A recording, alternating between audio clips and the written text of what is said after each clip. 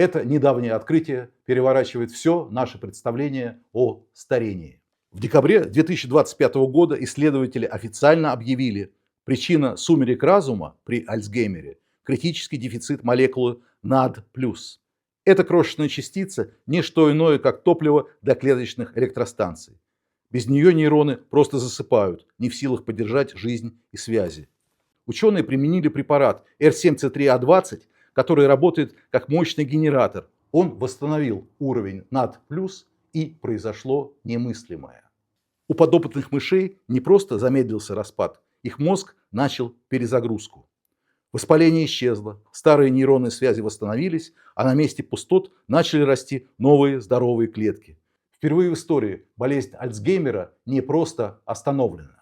Она фактически откачана назад до полного восстановления памяти и мышления. Мы стоим на пороге медицины будущего, где память – это не хрупкий дар, а восполняемый ресурс. Ученые ликуют, ведь мы на пороге эры, где старость больше не означает потерю личности. Правда, во всем этом есть один нюанс. После курса терапии подопытные мыши стали очень сообразительными. И теперь не только безошибочно проходят лабиринты, но, по слухам, начали обсуждать условия своего страхования и требовать винную карту к своему вечернему сыру.